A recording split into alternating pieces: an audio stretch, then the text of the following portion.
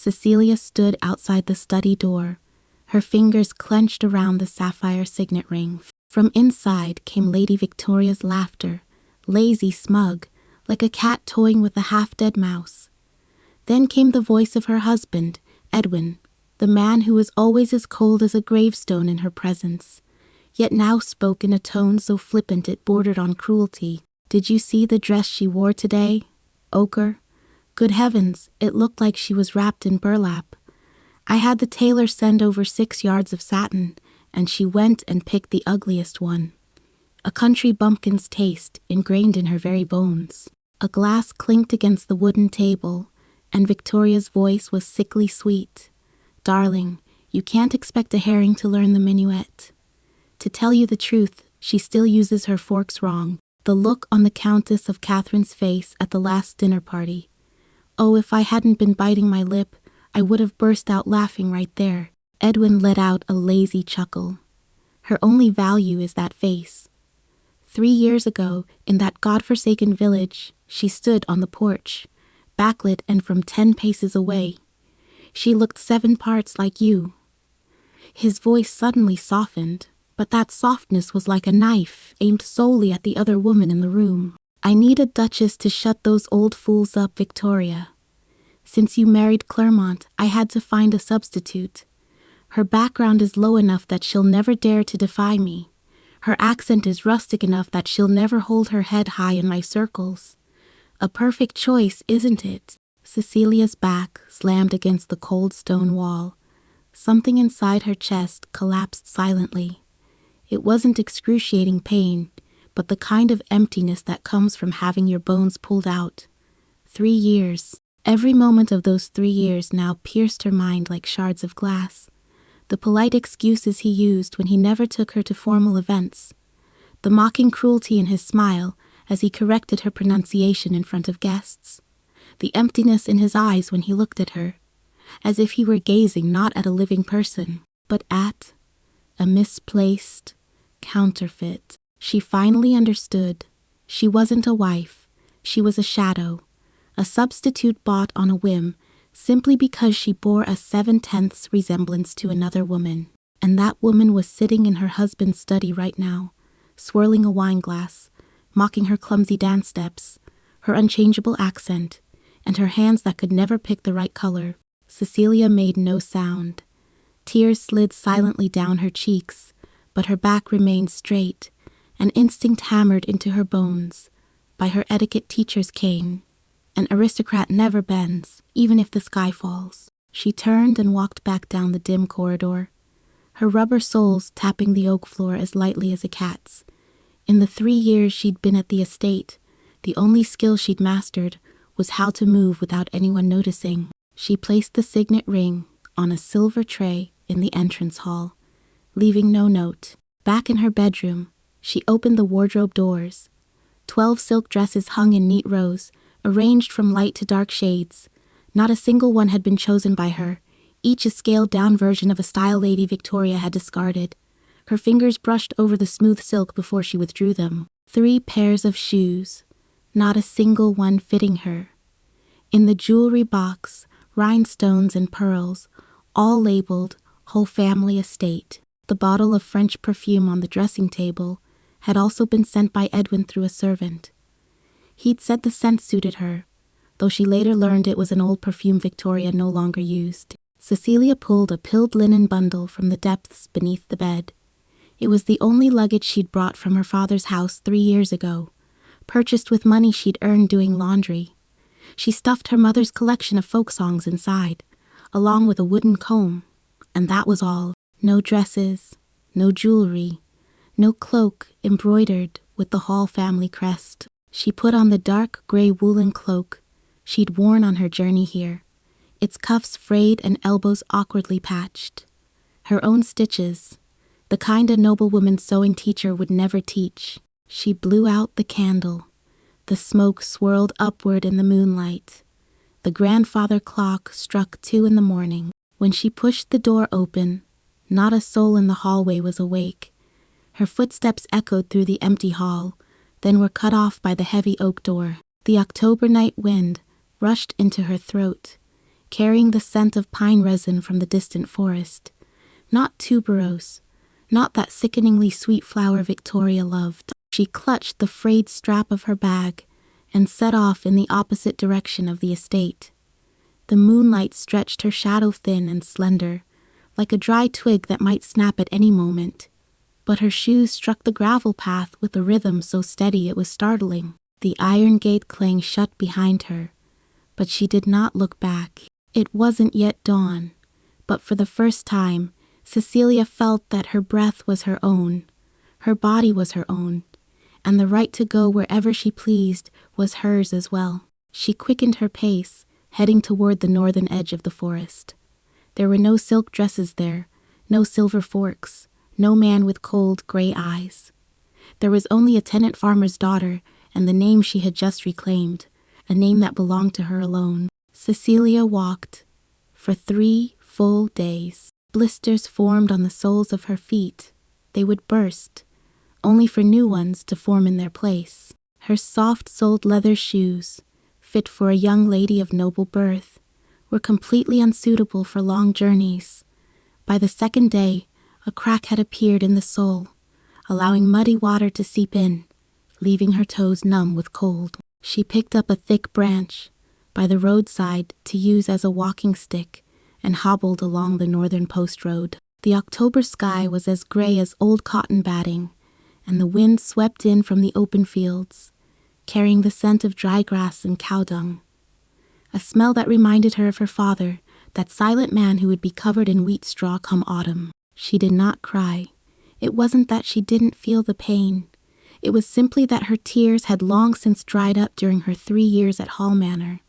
On those nights, when Edwin's cold gaze swept over her, she had learned to swallow all her emotions deep into her throat, as if swallowing a red-hot coal. That burning sensation remained. But it was no longer pain. It was something sharper. It was anger. Anger 3 years in the making. She clenched the straps of the linen bundle on her shoulder. Inside were only a book of folk songs, a wooden comb, and a few hard loaves of bread she'd stashed from the manor kitchen. The bread was so dry it could chip her teeth, but she chewed slowly, imagining with every bite that she was crushing the words from Edwin's study. Her birth is low enough, her accent is rustic enough, a substitute. These words rolled around in her mind like a millstone grinding wheat, grinding them finer and finer.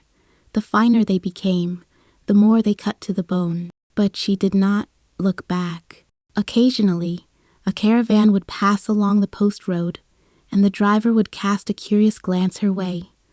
A young woman in a worn cloak walking alone through the wilderness was strange enough in itself. An old woman selling pottery stopped to ask if she wanted a ride, but Cecilia shook her head. She didn't want anyone to know where she was going, nor did she want anyone's pity to fall upon her. Pity was the most useless thing in the world. She'd had more than enough of it in the eyes of those noble ladies, that condescending tenderness, more suffocating than outright mockery. At dusk on the 3rd day, she arrived at a small town called Stonebridge. The town wasn't large. A cobblestone path ran from one end to the other, flanked by crooked half-timbered houses with smoke curling from their chimneys. The glow from the blacksmith's forge reflected off the damp pavement, and the sizzling sound of red-hot iron being quenched in water echoed through the air. The air carried the scent of freshly baked bread, horse sweat, and the briny smell of the river. Cecilia stood on the stone bridge at the town entrance, watching the murky river water swirl beneath her. Her hands gripped the bridge, railing so tightly, her knuckles turned white. This was the spot. 3 years ago, Edwin's carriage had stopped right here on this bridge. She had been 17 then, wearing a dress full of patches, clinging to her father's arm, trembling with fear. The Halls had arrived, demanding to see her father. The village priest declared she had struck it rich. The Duke of Hall had taken a fancy to her and intended to make her his wife. Her father knelt on the ground and bowed his head to the visitors, his forehead thudding against the mud with a loud thud. There was no joy in the old man's eyes, only fear. He didn't know why the Duke had chosen his family, but he knew it was a power he could not refuse. Cecilia didn't understand at the time. She thought she had been blessed by fate, that the handsome man riding the black steed had truly taken a liking to her. She even secretly lifted the curtain as the carriage drove away from the stone bridge to look back, watching her father's hunched figure grow smaller and smaller, still dreaming of her becoming a noble lady. Now she understood. It had never been a dream. It was a transaction. Her face had been treated as a replica of Lady Victoria's, purchased with a marriage contract. Her youth, her body, every humble tear she'd shed over those 3 years. They were nothing more than cheap materials used to fill the void left by another woman. She stood on the stone bridge for a long time, until the setting sun sank completely into the river, dyeing the water a deep red. Then she walked down from the bridge and headed toward the town. She needed to find a job. The thought struck her as absurd. A duchess looking for a job. But absurd as it was, she didn't have a single copper coin in her pocket now. She hadn't taken a single penny of Edwin's money. It wasn't hers, and taking it would mean being in his debt, giving him a reason to chase after her. She'd rather earn her keep with her own hands, even if those hands had been mocked countless times by her sewing teacher. She stopped in front of the town's only inn. The sign depicted a crooked golden sheep. Most of the paint had peeled away, revealing the blackened wood beneath. Dim candlelight shone through the windows. Inside, someone was singing, horribly out of tune, but loudly, amidst the clatter of table, pounding and raucous laughter. Cecilia took a deep breath and pushed open the creaking wooden door. The air inside was warm and pungent, a mixture of ale, sweat, wood smoke, and stew. A few rough-looking men sat around a long table, holding earthenware mugs. In the corner, a woman was knitting. The rapid movement of her fingers stood in stark contrast to the laid-back atmosphere. The fire in the hearth crackled and popped. All eyes turned to Cecilia. A burly man with a thick beard eyed her up and down, then grinned. "Well now, has this little lady lost her way or something? Dressed like that, you don't look like a local." Cecilia clutched the hem of her cloak and pulled her hood down low. She knew her accent would give her away. What the aristocratic circles had taught her was not how to speak, but how to remain silent. She said in a hushed voice, "I'm looking for the innkeeper." A rough, hoarse female voice came from behind the bar. "That's me." Cecilia turned her head. A woman leaned against the bar, in her 40s, with short hair and arms as strong as a blacksmith's, her apron splattered with grease and flour. She held a clay pipe between her teeth, smoke spilling from the corner of her mouth, and squinted at Cecilia. Her gaze was like a ruler, measuring her from head to toe, finally resting on her cracked, soft-soled leather shoes. "Where are you from?" Cecilia hesitated for a second. "Up north." The landlady exhaled a puff of smoke. "Where in the north?" Cecilia bit her lip. She couldn't say Hall Manor. She couldn't mention any place names. As she remained silent, the landlady's eyes narrowed even further. But the look in them had changed. It was no longer suspicion, but a kind of understanding born of having seen too many refugees. "All right, no need to make things up." The landlady tapped her pipe, and ash fell onto the bar. "I don't ask my guests where they're from, but food costs money, and lodging costs money. Do you have any money? Number. Do you have any skills?" Cecilia opened her mouth, then closed it again. What skills did she have? She knew how to curtsy, recite the grace in French, distinguish between 12 different types of lace, and compliment a lady's jewelry at dinner with just the right tone, without making her think she was being flattered. None of that was worth a penny here. Seeing she couldn't answer, the landlady sighed. "Can you wash dishes? Peel potatoes? Use a mop? Maybe I could learn." Good heavens. The landlady pulled her pipe from her mouth and let out a sound that was part laugh, part sigh. A young lady who doesn't even know how to use a mop. Fine, there's a pile of 3-day-old dishes in the back kitchen. Wash them all tonight, and I'll give you a bowl of hot soup and a bed in the attic. If you don't do a good job, you're out. Don't waste my soap here. Cecilia nodded, without saying thank you. The second thing the aristocratic circle had taught her, saying thank you was sometimes the act of the weak, and she needed to be strong now, even if only pretending. She walked into the kitchen. The dishes piled in the sink were nearly half her height, greasy soup stains and dried. Cheese had congealed on the plates, giving off a sour, rotten stench. She rolled up her sleeves and plunged her hands into the icy, soapy water. The water was bone, chilling. Her fingers quickly turned red with the cold, and her fingernails filled with grease. But she'd spent 3 years at Hall Manor. She knew all too well just how striking her face was. She had to blend into the gray, had to become the kind of working woman found everywhere in this town. Rough, weary, and unremarkable. Only then would she not be found, would she not be dragged back into that gilded cage by that man with a single phrase. She is my property. She washed until late into the night. The attic room contained nothing but a wooden plank bed and a window no bigger than the palm of her hand, beyond which lay a pitch, black night sky dotted with a few faint stars. She lay on the hard bedboards, wrapped in her old cloak as a blanket, listening to the rustling of mice on the roof. Her body was utterly exhausted, yet her mind was painfully clear. She thought of Edwin's face. That face had suddenly become unfamiliar in her memory. Gray-blue eyes, a straight nose, thin lips forever pressed into a sharp, scornful line. Had she loved him during those 3 years? She didn't know. Perhaps she had loved the phantom she had secretly conjured up behind the carriage curtains. A phantom who would look at her tenderly, protect her, and make her fears disappear. The real Edwin Hall had never existed. What existed was only a cold, calculating aristocrat who treated human dignity as a bargaining chip. She thought again of Lady Victoria's laughter.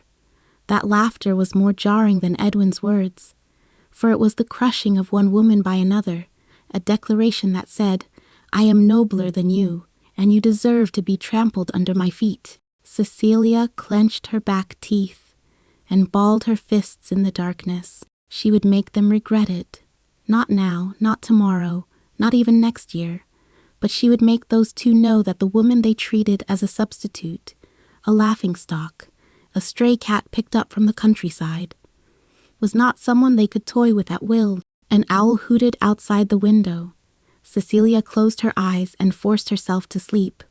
Tomorrow she would have to peel potatoes, mop the floors, and learn how to live as an ordinary person in this strange little town.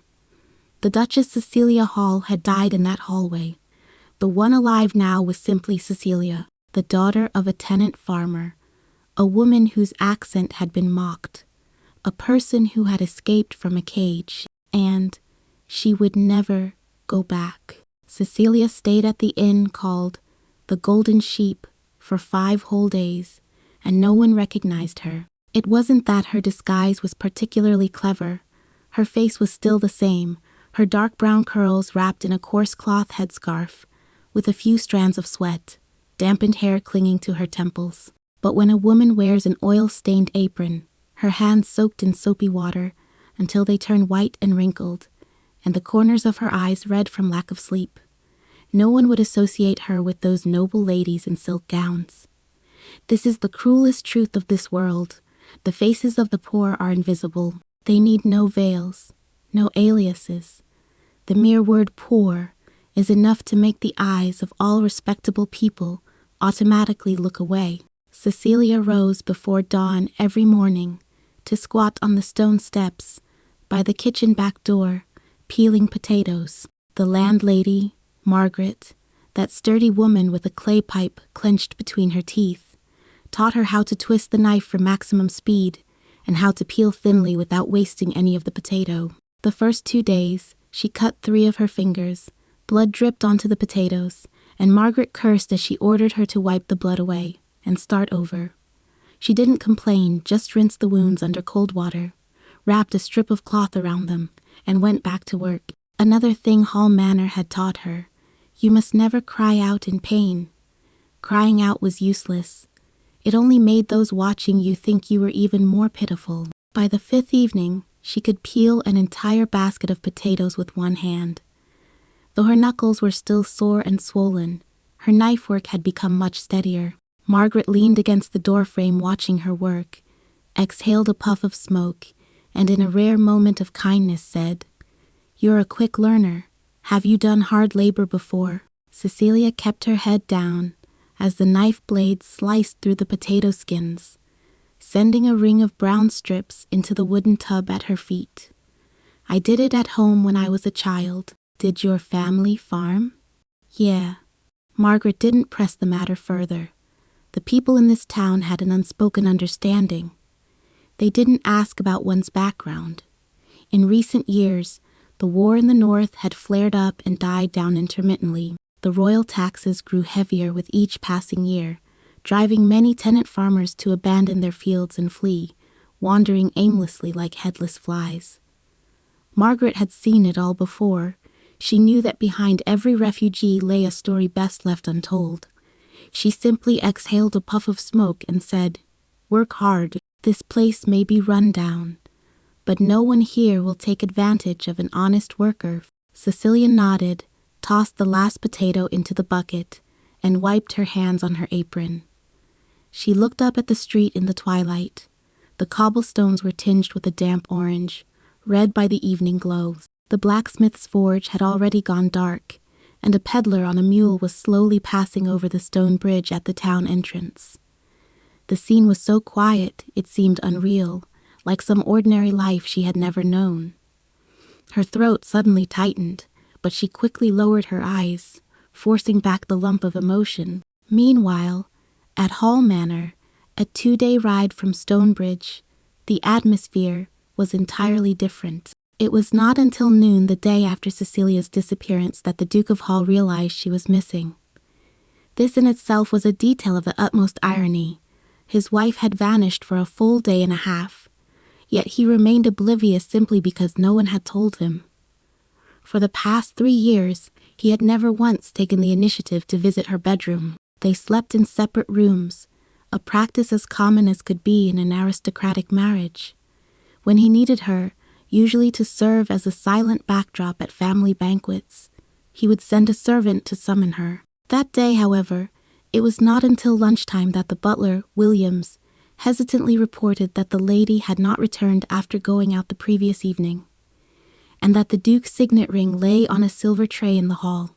Edwin's first reaction to the news was not concern, but irritation. His gray-blue eyes dropped to the perfectly roasted venison on his plate, his brow furrowing into a hard, cold line. "Have you sent anyone to look for her?" Williams's Adam's apple bobbed. "2 parties have already been sent out, my lord. But as for the lady's whereabouts, she didn't use a carriage, didn't take any clothes with her, and was even wearing only a pair of old shoes. The coaching roads are busy with caravans. It's not easy to track her." Edwin rested his silver fork on the rim of his plate, making a sharp clink. He wasn't angry, that wasn't his style. He simply spoke calmly, in a tone more terrifying than anger. "She's a woman who doesn't even know the roads. How far could she possibly go? Keep looking." "Keep it quiet. I don't want this reaching Victoria's ears." But those words alone had already revealed a secret. What he cared about wasn't Cecilia's safety, but whether this matter would cause him embarrassment. The runaway daughter-in-law of the Hall family. What a sensational scandal that would be in aristocratic circles. Those old rivals, the Earl of Ravenswood on the border, the Chancellor of the Exchequer in the capital, who was always on the prowl, and those southern merchants, with their eyes fixed on the Hall family's mineral resources, would all swarm in like sharks that had caught the scent of blood. Edwin Hall was not a man swayed by sentiment, but he was a man who valued power and reputation more than his own life. And yet, Lady Victoria found out. not from the servants, but from her elderly, senile husband, the Earl of Claremont. The old Earl had overheard a bit of gossip at the card table, and upon returning home, recounted it to his young wife as an amusing anecdote. After hearing it, Victoria froze for a second, then slowly smiled. It was a delicate, icy smile, like frost patterns on a winter window pane. That very afternoon, she drove to Hall Manor. Edwin was waiting for her in his study, standing by the window with his back to the door.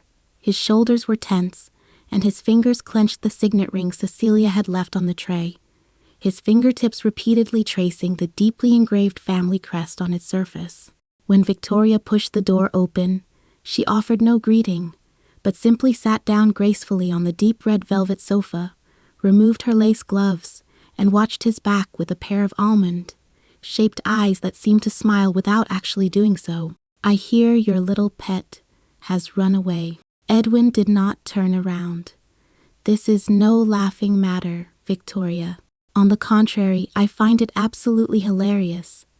She waved her fan, her tone as if discussing an outdated lady's hat. "That woman who can't even use a knife and fork properly, and she had the nerve to slip away right under the Duke of Hall's nose. Toss-ka-toss. No one would believe it if you told them.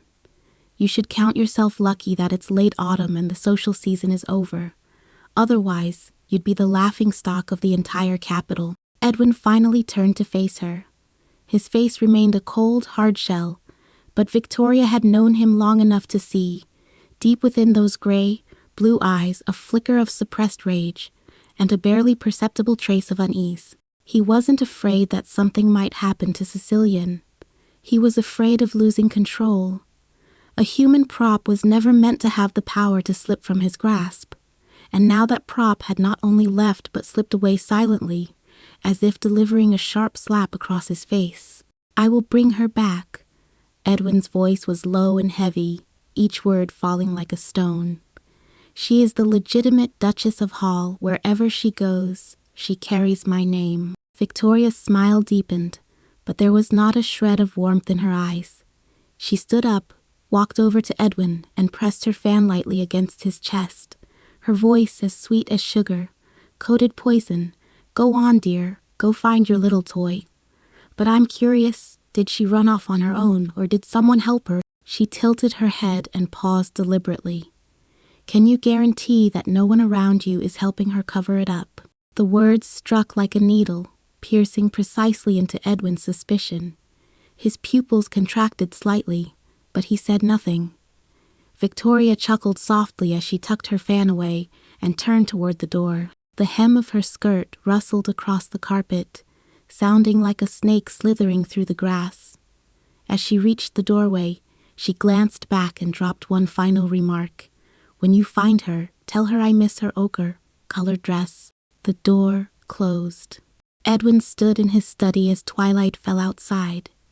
The tuberose in the estate was in full bloom, its cloyingly sweet scent seeping through the window cracks. The knuckles of his hand, clenched around the signet ring, turned white, and then he pulled the cord to summon the butler. The bell rang urgently, shattering the deathly silence of the twilight at Hall Manor. In Stonebridge, 2 days' journey away, Cecilia was in the kitchen, wiping down the last baking tray. She had no idea that a manhunt for her had already begun.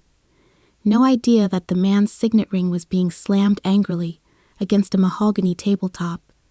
No idea that Lady Victoria's cold laughter was spreading toward her along the northern post road. All she knew was that she'd done a decent job today. Margaret had given her an extra half loaf of black bread, and that the stars outside the attic window were a little brighter than last night. But the old scar on her wrist, left by Edwin's grip during an argument, suddenly began to itch faintly after a day of soaking in cold water. She glanced down at it. The scar was a pale white, like an old ink stain forgotten on her skin. She clenched her teeth, pulled her sleeve down to cover it, and then turned off the kitchen light. In the darkness, she heard her own heartbeat. Steady, powerful, like something that had never been tamed. On the 10th day, trouble struck. Cecilia was chopping carrots in the kitchen. The sound of the knife hitting the cutting board was rhythmic and dull. She could now hold 2 carrots down with one hand while slicing them.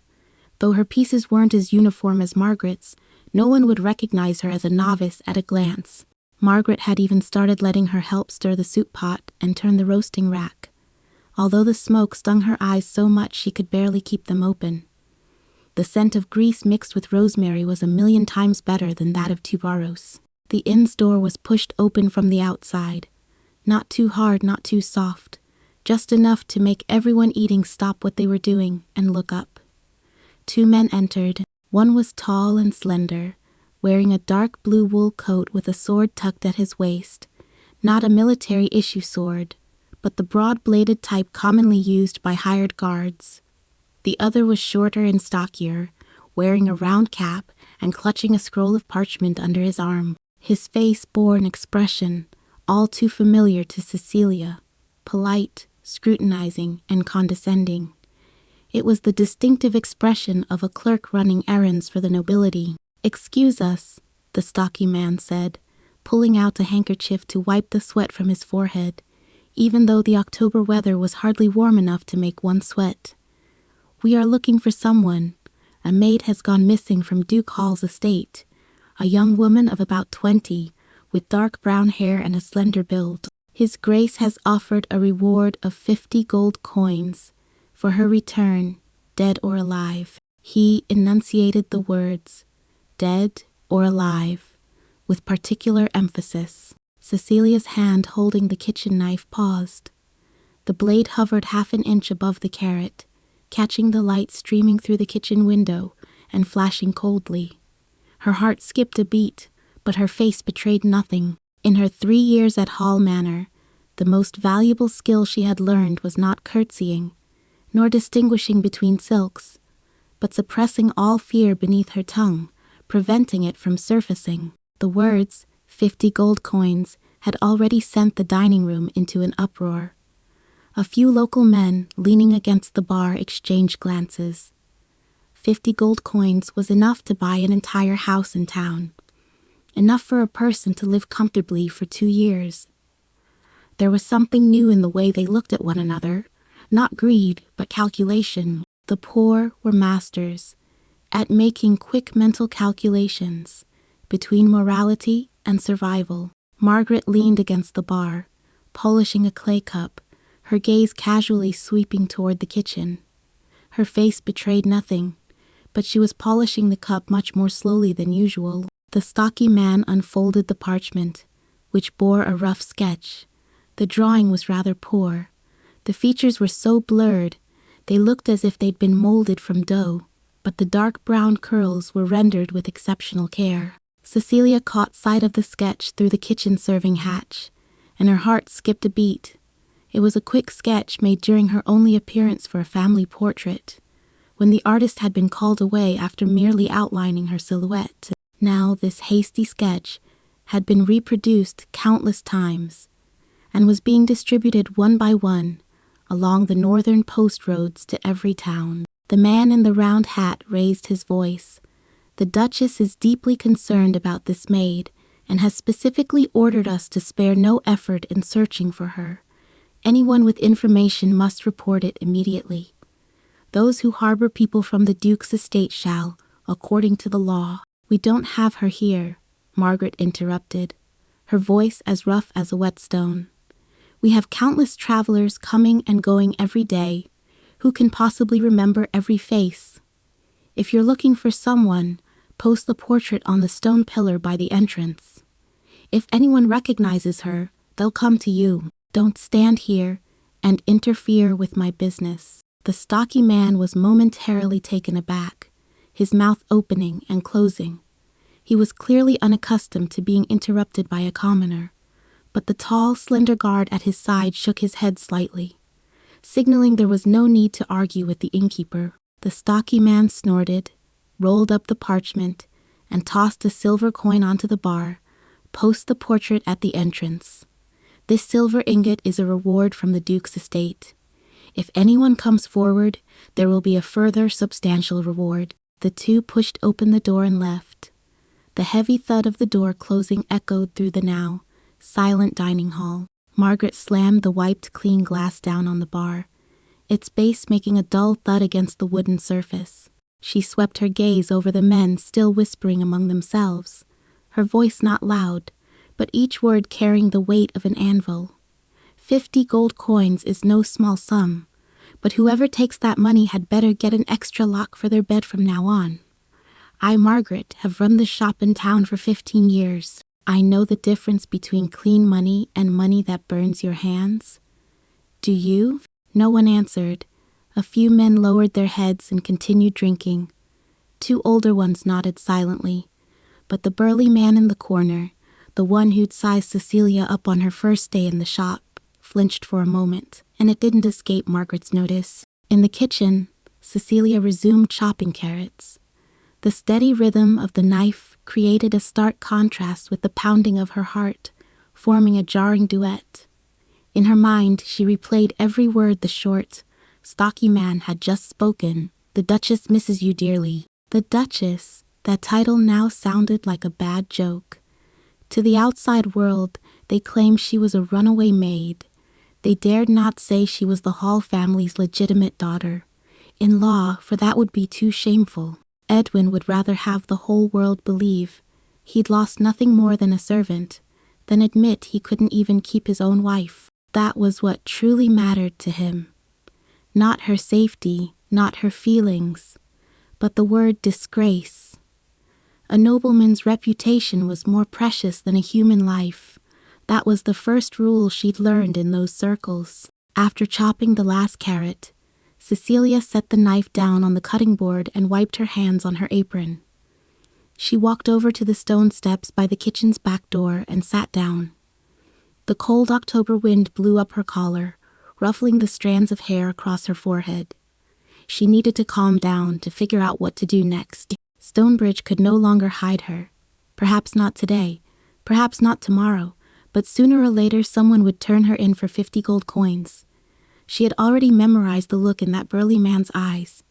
It was the sign of a man weighing his conscience on a scale.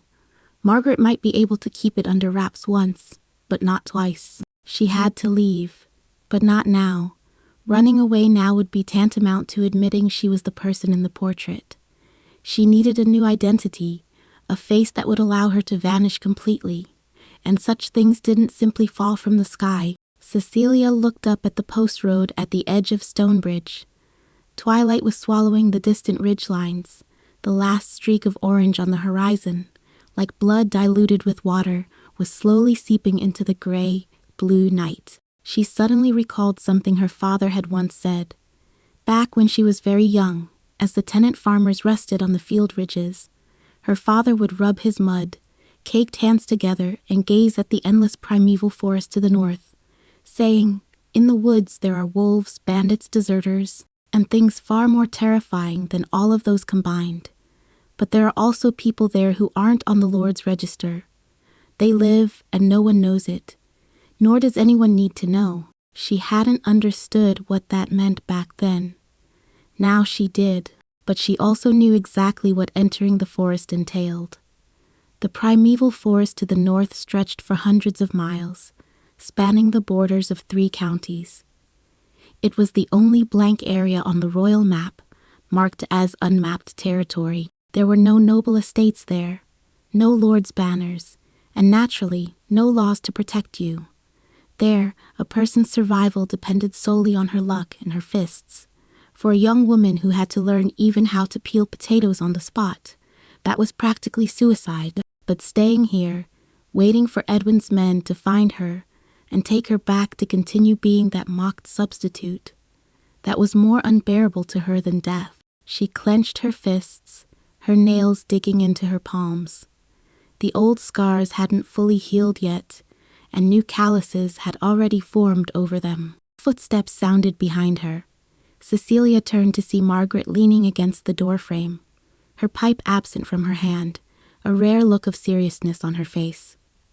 The landlady was silent for a few seconds, then pulled something out of her apron pocket and tossed it to her. Cecilia caught it instinctively and opened her palm. It was a dagger about the length of her hand, its leather sheath polished to a shine. The thread wrapping the handle had turned yellow, but the blade still gleamed coldly as it emerged. "My father left it to me," Margaret said. "He said this knife has stabbed 3 thieves who tried to steal sheep. I hope you won't need it, but it's better to have it than to go empty-handed." Cecilia looked up at her. The two women's gazes met in the twilight. No hugs, no sobbing, no sentimental farewells. Just one person handing a knife to another, and the other nodding. "We'll set out in the wee hours," Margaret said, turning back, her voice rough as sandpaper. "I'll pack you 3 days' worth of provisions. Head north, and after the 3rd fork in the road, take the forest path. The main road is swarming with the Duke's spies." "Why are you helping me?" Cecilia finally asked. Margaret stopped in her tracks without turning around. After a few moments of silence, she spoke, her voice suddenly losing its usual harshness to reveal a thin layer of softness beneath. "I had a sister once. 20 years ago, a local landowner took a fancy to her and insisted on taking her as a concubine. She refused, so he accused her of theft and locked her in the woodshed. Later, she ran away, and no one knows where she went." She paused. Perhaps an innkeeper's wife slipped her a knife, too. The door closed behind her. Cecilia sat on the stone steps, clutching the dagger tightly in her hand. The twine wrapped around the hilt rubbed against her palm, rough yet reassuring. She didn't cry, but something was swelling in her throat. Not sadness, but something deeper, the surprise of being treated kindly by a stranger. The sense of belonging that comes from being recognized by her own kind, and a resolve she'd never known before. She wasn't a replacement for Edwin Hall. She wasn't the nameless maid in the portrait. She was no one's possession, no one's prop, and no fugitive to be hunted. She was Cecilia, a tenant farmer's daughter, a woman who had learned to walk on her own, earn her own keep, and wield a knife herself. Night had fallen completely, and the lights of Stonebridge came on one by one, like scattered shards of gold in the darkness. The outline of the distant forest stood like a silent wall at the northern edge of the world. There lay unknown dangers, wolf packs and deserters, more terrifying than wolves. But there was also freedom, a freedom without a surname, without a title, undefined by anyone, a freedom that was absolute. Cecilia tucked the dagger into her belt, stood up, and brushed the dirt from her skirt. Her eyes shone with startling intensity in the darkness, like 2 fire-tempered steel balls. She would set out in the wee hours of the night. After crossing the Blackwater River, Cecilia had been walking through the woods for less than 2 hours when she stumbled upon a group of people. They weren't bandits, they were deserters. 3 men, dressed in tattered military uniforms, whose original colors were long since faded, sat around a dying campfire roasting a skin, and Bones' wild rabbit. When they saw Cecilia emerge from the thicket, their hands simultaneously reached for their weapons. A bearded man with half an ear missing stood up, his eyes like those of a wolf that had caught the scent of blood. He scanned her from head to toe, his gaze lingering for a few seconds on the frayed hem of her skirt and her mud-caked soft-soled shoes. Then he smiled. A woman alone. He licked his cracked lips and turned to his 2 companions. "We've got company tonight." The other 2 stood up as well. One was a short, stocky cripple leaning on a sharpened stick. The other was younger, with a fresh scar running from his forehead to his chin, still oozing pale yellow pus. The 3 men fanned out, blocking her retreat. Cecilia stopped in her tracks. Her heart pounded violently as her hand rested on the dagger at her waist, her mind racing through her options. Run. She couldn't outrun 3 men. Scream. There wasn't a living soul deep in the woods. Kneel and beg for mercy. She'd seen how women who knelt were treated at noble banquets. Those men wouldn't be moved by her kneeling. It would only excite them further. She drew the dagger, its hilt warmed by her palm. The cold blade glinted in the morning light. and her voice was steadier than she'd expected. "Whoever goes first, dies first." The man with the missing ear grinned even wider, revealing a few yellow teeth encased in swollen gums. "It bites. I like that." Before he could take a second step, an arrow shot down from the treetops behind Cecilia, piercing his right palm. The arrowhead entered through the palm and exited through the back of his hand, carrying shards of bone and a spray of blood, pinning his entire hand to the tree trunk behind him. Before his scream had fully escaped his throat, a tall, slender figure leaped from the treetops, landing without a sound. The man swung his machete horizontally, the blade slicing directly into the cripple's wooden staff, splitting it in two. Without pausing, the blade continued its momentum, cutting into the cripple's shoulder blade. The sound of blood spurting out was muffled and urgent, like a water-filled wineskin being punctured. The young man with the scar on his face turned and ran. But before he could take 2 steps, another arrow pierced his calf. He let out an agonized scream and collapsed into the pile of rotting leaves, clutching his leg and howling for mercy. Cecilia stood rooted to the spot, dagger clenched in her hand, having never managed to strike. Another figure leaped down from the treetops, a boy of 15 or 16, holding a crude hunting bow with a third arrow already nocked, aiming directly at the young fugitive writhing on the ground. The man with the machete pulled the blade from the cripple's body, wiped the blood off with a dirty rag, and turned around. Cecilia saw his face clearly, chiseled cheekbones, sunken eye sockets, and deep brown eyes exactly like her own. He stared at the dagger she still held in her hand. His lips moved, and the first words he spoke were neither "Are you all right?" nor "Where are you from?" but "The knife in your hand was given to you by Margaret." Cecilia's pupils contracted sharply. She said nothing, but the grip on the dagger shifted from a defensive stance to a position ready to strike at any moment. The man with the machete sheathed his own blade, raised his empty hands, and took a step forward. The morning light fell on his face, making an old scar above his left eyebrow appear white. He pointed at her left hand.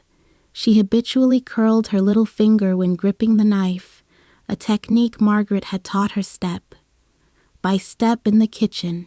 "See, she taught me too." He held out his own left hand and made the same gesture, his little finger stiffly curled, a muscle memory left by the same set of knife techniques. "She's not just your savior, she's mine too." Cecilia lowered her dagger an inch. "My name is Alan," he said. "Margaret sent word through a messenger that a woman with dark brown hair would be crossing the Blackwater River in the next few days. I had planned to find you and lead you into the deep forest." He glanced at the dry branch she had snapped underfoot. "It turns out you're moving faster than I expected. She sent you to find me." Cecilia's voice cracked, but it wasn't the hoarseness she'd deliberately used in Stonebridge. It was the vulnerability of someone suddenly struck by something. "Why would she?" "Because you're the spitting image of her sister." Alan cut her off, his tone as flat as if stating a fact. "Margaret hasn't seen her sister since she ran away 20 years ago. She said you reminded her of her, so she meddled for once." He paused. "She also said you picked up potato peeling quickly. I didn't keep you around because of my influence. It's because you're not clumsy with your hands." The words struck like a needle, piercing precisely at the source of Celia's tears. She didn't cry out loud, but her eyes reddened. It wasn't because of the warmth behind Margaret's intercession. She had already experienced that warmth back in Stonebridge, but because of those 3 words, "not clumsy." For 3 years, the aristocracy had used all manner of refined words to mock her background, her accent, her clumsiness. This was the first time anyone had acknowledged her hands with such simple words. Not that these hands were unworthy of silk gloves, but that they were capable of working, capable of surviving. She sheathed her dagger and looked at the 2 wounded soldiers wailing on the ground, and the young deserter who had been scared stiff. Alan followed her gaze and glanced over. "These 3 are deserters who broke ranks from the Northern Front."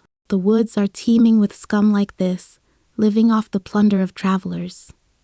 He crouched down, rummaged through the earless man's clothes, and pulled out a dagger worn down to half its length and a few blackened copper coins. Logically, we should kill them all, but we're short-handed. If we let them go, they'll end up harming others sooner or later.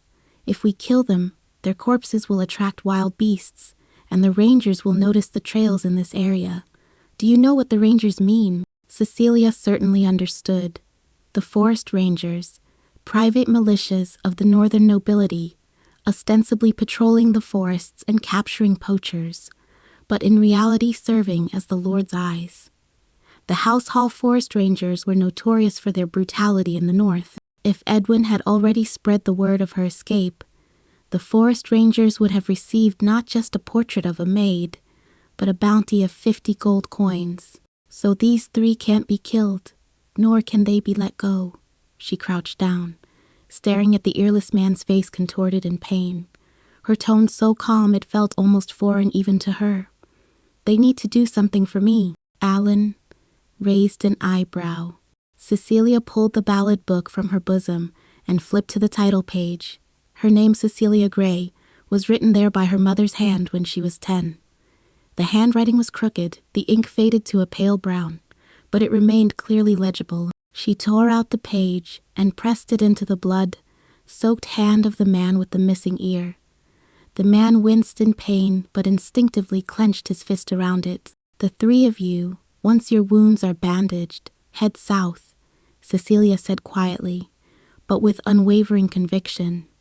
Go to the nearest town, find a tavern, and show this page to the Duke's men. Tell them you saw with your own eyes that Cecilia Gray drowned in the Blackwater River, and her body was carried downstream by the current. The one-eared man glared at her, gasping for breath. Are you crazy? Why should I? Because I'll have my uncle slit your throat right now and toss you into the Blackwater River. She pointed at Alan, who obligingly pressed the cleaver against the man's neck, the blade grazing his Adam's apple, cold and piercing. If you do as I say, not only will you live, but the Duke's men will reward you. The wanted poster says there's a reward for anyone who provides a lead. You'll get some money, I'll be dead, and everyone's happy. Make your choice. The earless man's Adam's apple bobbed against the blade as a drop of blood seeped from where the steel met his skin. He glanced at the bloody gash in his palm, then at the knife wound on his companion's shoulder and the arrow wound on his calf, before finally turning his gaze back to Cecilia's face. He found no sign of wavering there. 3 seconds later, he nodded. Alan sheathed his cleaver, and, as he stood up, whispered to Cecilian, "The way you looked just now reminded me of your mother. That's exactly how Isabel acted when she helped Father haggle at the blacksmith's.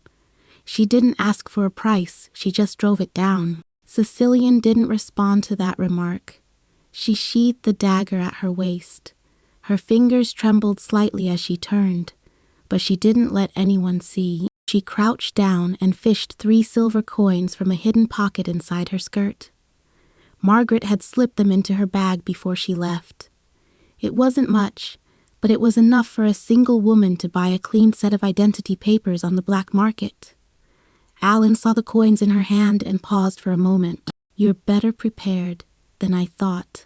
It's not that I planned it well, it's that I ran out here with nothing, and only later realized how important money is." She tucked the coins back away and stood up. "You just said the forest patrol would notice the bodies, which means you know this forest well. Take me to a place where I can buy an identity.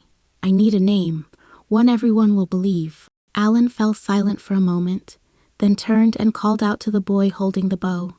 "Kyle, tend to those 2 wounded men. Give them a day's rations and make sure they're out of this forest before dawn."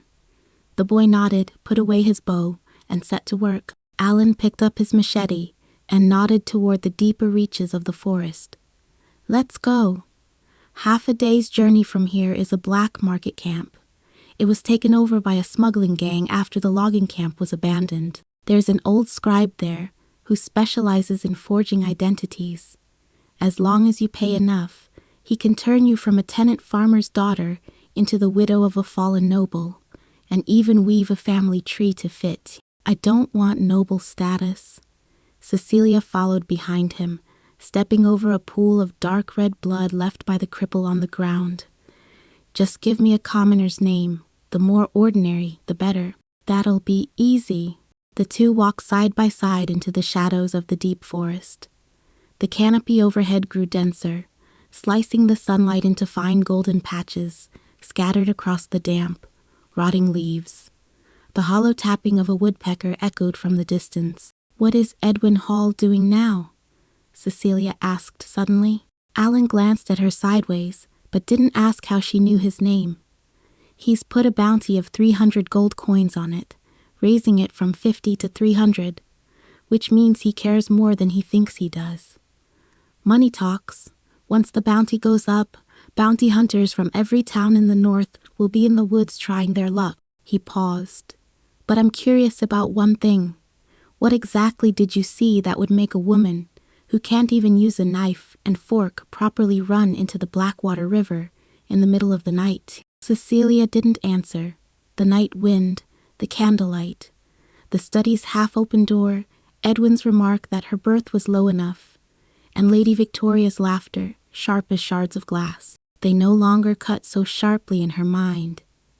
3 days ago, the mere thought of those sounds would have made her tremble, but now she was walking through the dense forest on the north bank of the Blackwater River, a dagger of Margaret's tucked at her waist, accompanied by an uncle she'd only just been reunited with less than half an hour ago, heading toward a smuggler's hideout. It all felt too real, so real that those memories seemed separated by a thick sheet of frosted glass. She could see their outlines, but they couldn't pierce through. It doesn't matter anymore, she said. Alden didn't press her. His machete sliced through a thicket of brambles. The crackling sound rang unusually sharp in the silent woods. You've been married for 3 years, he said, hacking a path with his back to her, and you haven't returned to Stonebridge even once. Number Edwin wouldn't let me go back. Did you know your father died last winter? Cecilia stopped in her tracks. Famine and plague, Alan continued walking, his voice as steady as if he were discussing the weather. Half the village died. Your father was among the first to go. The town priest buried him beneath the old elm at the village entrance. No headstone, just a stone placed on top. Cecilia stood rooted to the spot, the morning light streaming through the treetops and falling on her face, laying bare her chapped lips and red-rimmed eyes. She thought of her father kneeling on the stone bridge, bowing his head to the ground before Edwin, his forehead thudding against the mud. Did that old man even know what he was doing back then? He thought he was sending his daughter to heaven, but with his own hands, he pushed her into hell. She stood there for a few moments, then took a deep breath and strode to catch up with Alan. She didn't ask why he hadn't told her sooner, nor did she ask why Margaret hadn't told her. She knew the answer. She had cut herself off from this news. For 3 years, she had never dared to ask, never dared to inquire, because she feared that the moment she spoke, she would be unable to control the urge to run back. And at that time, she hadn't yet mustered the courage to flee. I'll go back, she said, her throat tight, but her tone resolute. One day, I'll go back and erect a headstone for him. Alan glanced back at her, nodded, and said nothing. After walking for about half an hour, they reached a small river valley. The slopes on either side of the valley were covered with ferns, and the stream squeezed white foam through the boulders, rushing downstream with a gushing sound. Alan parted a thicket of ferns as tall as a man, revealing a hidden camp at the end of the valley. Not a scattered cluster of tents, but a small settlement with wooden fences, a lookout tower, and even a chimney sending up wisps of smoke. A few rough log shacks huddled in the deepest part of the valley, surrounded by a fence of tapered logs. At the base of the fence, a large black guard dog lay dozing in the mud. An old man smoking a pipe sat in the lookout tower. Upon seeing Alan, he merely gave a nod of his chin without uttering a word. It used to be a logging camp, Alan explained. Once the trees were all cut down, it was abandoned. Later, a smuggling gang from the south took it over. This place isn't under any lord's jurisdiction. The Blackwater River is a natural border, and no patrols from the north dare cross over. As long as you don't cause trouble, no one will ask where you're from. Where's the clerk? Alan pointed to the farthest shack, from which cooking smoke was rising. Over there, the old blind man. His surname is Lowell. He used to be a registry clerk at the southern county seat. He fell out of favor with the Lord and was thrown in jail, but after breaking out, he fled here. He can forge any document you need. Just tell him the name and background you want. Cecilia smoothed the collar of her dress, torn by thorns, tucked her hair, damp with sweat and dew, behind her ears, and walked toward the smoke-filled shack. With every step, she moved further from Edwin Hall's sphere of influence and closer to a brand new, fictitious identity. She stopped in front of the half-open wooden door, raising her hand to knock, when a voice behind her, one that did not belong to Alan, suddenly spoke. "Miss, wait a moment." Cecilia turned around. It was the old man from the lookout tower, the one with the pipe. He had already climbed down the ladder, holding a pipe bowl polished to a shine in his gaunt hands. He eyed her up and down, then said in a tone so matter of fact it barely sounded like a warning, "Old Lua doesn't take copper coins for forged documents, only silver." But recently, a bounty hunter snuck into the camp, specifically targeting women buying identities. Before you go in, draw the dagger from your waist and tuck it into your bosom. Sit on the stool across from old Lowell, and if anyone pulls back the curtain to come in, stab first, ask questions later. Cecilia paused for a moment, then drew the dagger from her waist, wiped the morning dew from the blade with her sleeve, and tucked it into her bosom. The blade pressed against her heart, cold and steady. "Thank you." She pushed open the door. The room was filled with the mingled scent of ink and roasted potatoes. An old man with a head of white hair sat behind a wooden desk, piled high with papers. His cloudy eyes were almost entirely white, with only a faint gray glimmer remaining at the center of his pupils. He tilted his head, fixing his half-blind gaze on the doorway. His voice hoarse yet clear. "Close the door, sit. Name." Cecilia sat down across from him, clutching the dagger to her chest, and met his nearly blind gaze. "Lina," she said, her voice steady and firm, without an accent or any trace of her past. "Lina Carter, I fled the Westlands. My parents died of the plague. No noble blood, no special skills. The documents I need require only a name and a place of origin." The old scribe was silent for a moment, then grinned with his toothless mouth, his ink-dipped quill hovering above the paper. "A fine name, Lina, a fine name. 3 silver coins. Deliver it before sunset." That very afternoon, after receiving her identity papers, Alan led her northward. After 4 hours of hiking through the mountains, the pine needles beneath their feet felt as soft as cotton, and the scent of pine resin in the air was gradually replaced by the cold, stony smell of rock. As the sun began to set, the entrance to the abandoned mine appeared at the base of a sheer cliff. The pitch, black opening was propped up by a few worm-eaten wooden beams, with rusty rails and broken mine cars scattered haphazardly outside. 2 sentries crouched behind the rocks, holding crossbows. They lowered their weapons only after getting a clear look at Alan's face. The leader was named Victor. He was stocky, with a short neck, clad in a black bearskin coat, and missing 2 fingers on his left hand.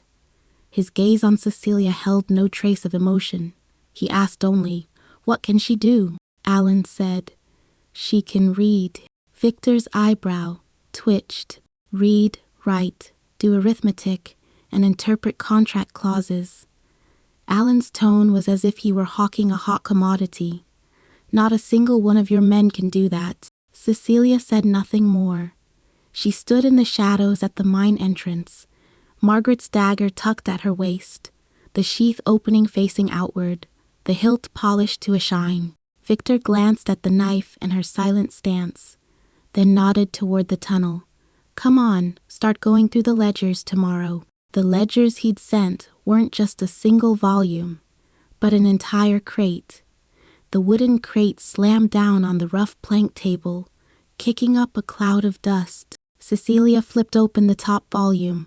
The pages were worm-eaten, the ink smudged beyond recognition, and several pages were stained with darkened blood. Victor's lieutenants kept track of inventory by drawing circles with charcoal sticks, large circles for major items, small circles for minor ones, and an extra circle beside an entry if they wanted to claim a larger share. Over the years, circle upon circle had piled up, leaving no one knowing exactly how much stock remained in the warehouse, or how much of the profit from each shipment had been pocketed by whom along the way. It took her 5 days to sort through this pile of tattered paper by date, convert the charcoal circles into numbers, and rebuild a complete ledger.